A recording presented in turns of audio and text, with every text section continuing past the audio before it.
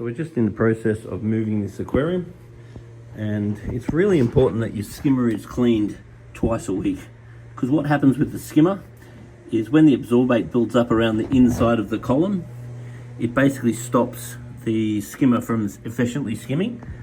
So it's really important to try to clean it twice a week.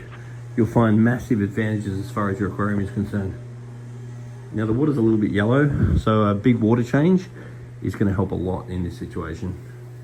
When you're watching drums fill up, your job is watching the drum fill up, because they're really easy to forget. And when you're putting your aquarium against a wall, you've got to try not to make it too close to the wall, because you really don't want to be in a situation where the power plugs don't fit. It makes life very inconvenient. So this isn't really ideal. So what we've got going on here is we've got a whole bunch of old school bioballs, and these old school bioballs basically work with nitrification to break ammonia into nitrate, or officially something you don't want into something else you don't want. And what's going on here is that the water is coming down from the aquarium and going into this section. So what's going to happen is a lot of your nutrients are going to oxidize through this. And then once it gets oxidized and the ammonia breaks down into nitrate in this section here, it then goes through the skimmer, and the skimmer can't actually skim it, because the skimmer can only skim proteins, amino acids, and ammonia. So we'd never want to have this one before this one. Otherwise this one doesn't work as well. It's much better to either remove all of these and maybe put a marine pure block, so therefore the water goes around the marine pure block, so it's more of a passive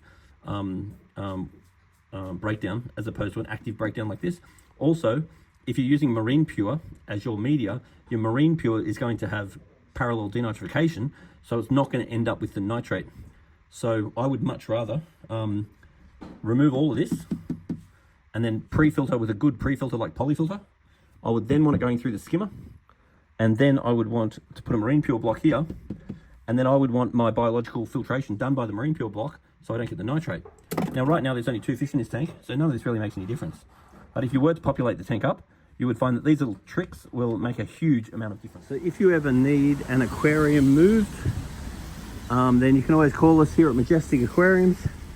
We can come and move your aquarium for you, and I promise you we can do it a lot quicker and more efficiently than you'd be able to do. So even though you might be paying us a little bit of money, you're saving yourself a whole lot of stress, and we can just use all our facilities and equipment and know-how to make sure that your happy, healthy little fish move in the most efficient way possible. And it's a big part of our business, actually. We probably move a couple of tanks a week these days. So if you need us and you're in Sydney or surrounding, let us know. Contact us at Majestic Aquarium, Aqua One Aquarium. As far as I know, these 400 series, they stopped making them a long time ago. I think like way more than 10 years ago. But this one was bought new fairly recently, apparently, because I was very impressed with how good condition it is. Because usually when you see these old tanks, they look their age. But this one should clean up very nicely. Time you install an aquarium, it's really important that you level it, because if your aquarium is not level, you're drastically reducing the life of the aquarium. And that's because silicon is very powerful that way, but not powerful that way. So if it's not sitting flat, the silicon can let go, and it's very important that you level the tank, particularly if you're moving a tank, because what happens is when you first install a tank, the silicon has a certain amount of give, but then if you install it into another place and that isn't full flat as well, it's possible that it's slightly off that way, and then the new location is slightly off that way, which can cause the tank to leak. So leveling tanks is very important.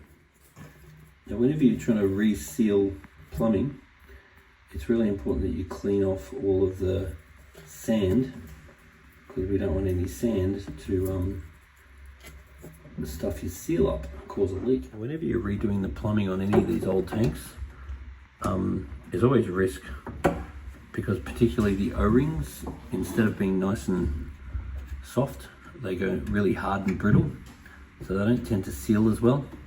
And a lot of the parts, especially any cheaper Chinese parts, plastics and so forth, they do go brittle and break easily or crack easily or not seal easily. So a lot of people in the industry don't like doing these jobs because occasionally you just can't put it back together, and especially with these tanks that are quite old, you can't buy the parts anymore. So it all makes it all very challenging and very fun, isn't it? So it's quite common that people try to put plastic underneath their aquariums because they think it might protect the floors. But I will say that there are times when I move the plastic and I think it's actually worse, because at the moment there's legs, which means that it all gets to breathe. Whereas if you've got plastic underneath it, quite often the plastic stays wet, and if it stays wet, it all ends up getting moldy, and it can actually be worse having plastic underneath. Anyway, put a note on the bottom of this video and let us know if, in your experience, having plastic has protected your floors, or has adding plastic made your floors worse. I don't like having too much sand in these aquariums, because if you've got too much sand, then it can fill up with sediment, and if it fills up with sediment, you can start to get hydrogen sulfide. Now in this case, there's not too many fish, so the risk is very low. If you do ever fear hydrogen sulfide, then you want to make sure you've got polyfilter in your filter, but a nice thin layer, so then less crap builds up in it, and then I've got a less chance of anoxic bacteria that can discharge hydrogen sulfide. You find lots of awesome surprises when you're doing these jobs. So there's a nice big crab here, and he's a cool little scavenger until he gets big enough he might try and eat your fish. So this guy, you could grow him up and eat him. Yummy. So 0.024, so that's a pretty good salt level. Whenever we're doing anything like this, we like to have the salt on the slightly lower side. So anytime I do a job like this, I like to lower the salt slightly, because easing osmotic pressure tends to increase immune system. And there are various products that you can think about using when you do jobs like this, such as Vogel, because Vogel is a mineral-based immune system enhancer. Because ultimately anything that stresses your fish lowers their immune system, and then we need time for the immune system to come back before the fish are actually healthy again. So therefore, adding products like Vogel are quite good, because they're going to absolutely help in making sure the fish have got a good immune system so they don't get sick. Now, anyone that has an aquarium, I really think these things are a must. Maxspec Grabbers, especially with a tall aquarium like this, it really makes your life so much easier when you need to do anything to your aquarium. And these are great for cleaning up as well.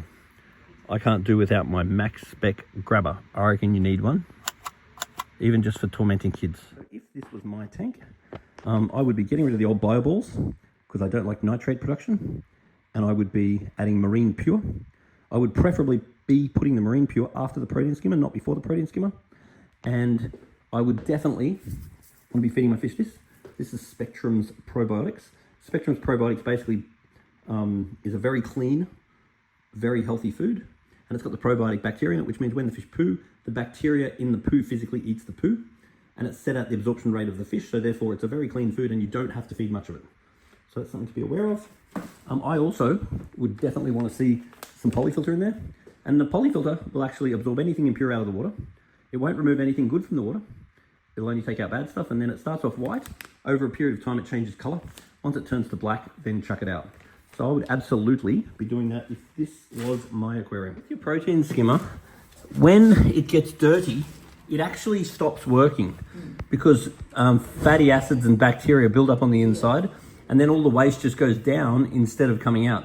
So what we're actually wanting to do, the main thing we're wanting to do with our skimmer is clean the inside here. So even if you got like a pipe brush and just brushed out the inside here, that's what keeps it working. But this one here looks like it hasn't really worked in a long time, because I really want that cleaned twice a week. And then this needs to come off. So there's that little pre-filter in there. When that gets dirty, just get it out and give it a clean. It's better than nothing. And then I really wouldn't survive without this. This is a flipper, a magnet that goes inside the aquarium. It's got a nice razor blade on it. It's wonderful for giving the glass a clean. And I think that makes your life easier. And if I was you, I would buy one. I would not want to be without my flipper.